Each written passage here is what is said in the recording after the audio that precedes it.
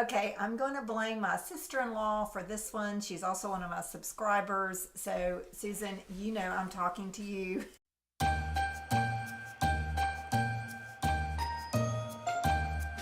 Hi, I'm Amelia. This is Reinventing You. We're in the middle of Vlogmas, where I'm posting a video every single day up until Christmas Day.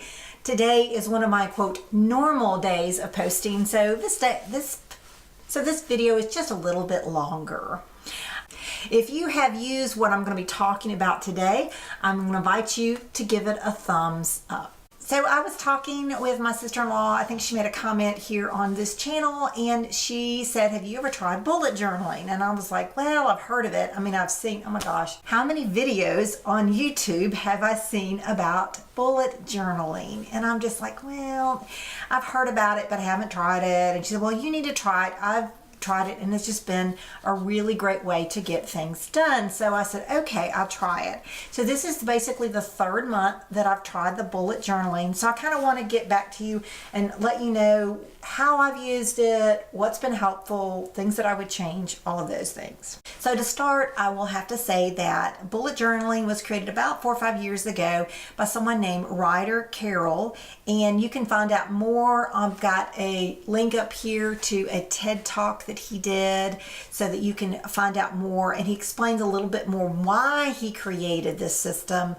and how it works. One of the things that I really like about bullet journaling is that it does give you a sense of accomplishment, but it kind of keeps it all together. So instead of like normally I would have these long lists every day of what I've got to get done, and then I would check them all off or mark them through, but bullet journaling kind of keeps track of, so that you can go back and look, oh, I've done this, I've been able to do that, and feel a sense of accomplishment. That's really not what Ryder Carroll created the bullet journal for in the first place. He was trying to stay focused because he had ADHD, and he was trying to find a method just to kind of keep him going. So he created this method. He wasn't thinking about helping other people, he was thinking about himself, and it has become very popularized.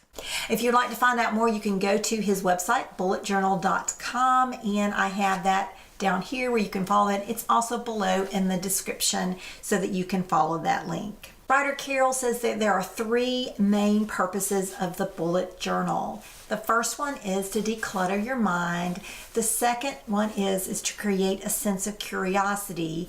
And the third one is to help you remain focused. I love his quote that I wrote down when listening to his TED Talk is, being busy does not mean being productive. And I get that one. I can be really busy and yet not get anything done. The bullet journal has helped me to get some things done, but also helped me know that I don't have to get everything done every single day. I can move things over to the next day. So now I'm going to show you a little bit of my own journal and give you a sneak peek into what a bullet journal does. Now for my journal, I just got a notebook that I happen to have that it's just a plain notebook. There are no lines in it, and that was just really helpful for me. I'm watching this video while I'm speaking so that I know, what's happening here. You can just see that I bullet everything every day, and also that there's December goals and December calendar, or the monthly calendar, the monthly goals. If I've finished a project, it's got the line through the bullet. If it needs to move to another day, then it's got the little greater than sign. There's an index so that you can go back, and then also kind of a key to help you know what to do or what everything means. I do number my pages, and I try to keep that. And then there's also a section where you kind of look at like 6 months at a glance. Now there are things that I have really appreciated about doing the bullet journal, and there's some things I haven't.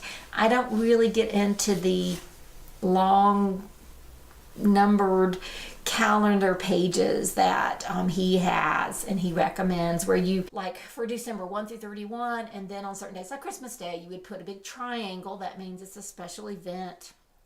and you write Christmas Day. I mean, those are kind of obvious, but somebody's birthday, or there's something happening, a big party or some event that that needs to be on that day. And then you have a list of like goals for the month, I guess. And my understanding is that's how you create everyday lists, but I haven't really been good about following those. I need to be doing better with that.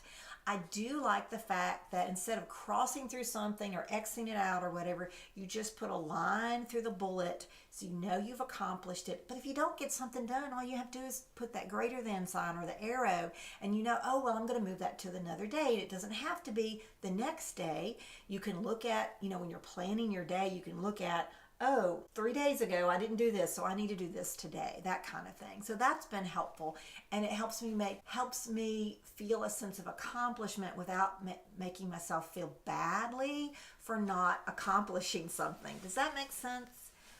I don't get it done, but that's okay because I moved it to another day and I can get it done another day. I am one of those people who just bite off more than I can chew. So this has been very, very helpful for me. It's a way to make a list and to feel a sense of accomplishment. I've had a couple of days where either my son or my husband has said, hey, what'd you get done today? And I'm like, wait a minute, let me go get my bullet journal. I can tell you exactly what I've gotten done on this day. And now I can go back and look and to see what I have accomplished. For now, that's been helpful. Will I continue to use a bullet journal? Yes, but there are some things that I would like to change with the bullet journal to make it more mine.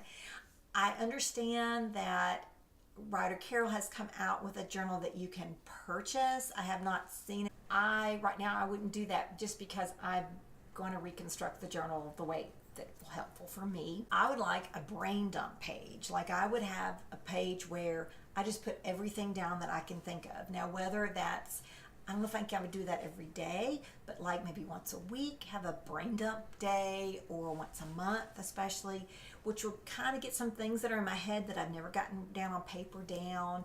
I might have another page that would be for some mind mapping exercises to kind of get my thoughts flowing and also get some organization, because sometimes I have this huge idea and I really need to break it down, and that's where mind mapping is helpful for me. So those are two things that I would include. I would also use bullet journaling for prayer requests. And I know people are thinking like, what are you talking about? But one of the things that I have noticed in the past is people have particular prayers, and they might say, well, my Aunt Sally's having surgery on Wednesday. Will you pray for her? Sure. Well, so from Monday through Wednesday, I'm praying for Aunt Sally, and I might pray for Thursday or check in to see how Aunt Sally's doing. But then I probably am not going to be praying for Aunt Sally. But like recently somebody had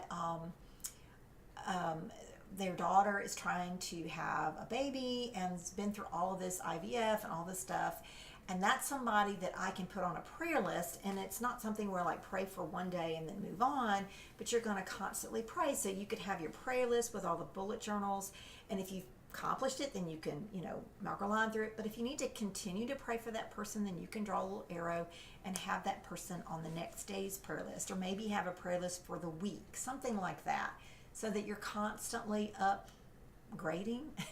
So you're constantly renewing your prayer list every week. So that's how I have used bullet journaling. It makes me feel productive. It also doesn't make me feel like, oh, I didn't do that, and so where did that go? It kind of helps keep me focused, and I can look back and say, this is what I accomplished this day. I've given you some things I'm going to add to it: brain dumping, mind mapping, prayer list, all of those things I'm going to incorporate in the new year. I'll get back to you later on in 2019 and let you know how things are going. So have you ever used bullet journaling, or do you plan to use bullet journaling? Give me a thumbs up if bullet journaling is something you have used and would highly recommend it. And in the comments below, I just would like for you to tell me what time of day you think my YouTube videos should be posted. My name is Amelia. This is Reinventing You. We're in the middle of Vlogmas. Hope you have a great one.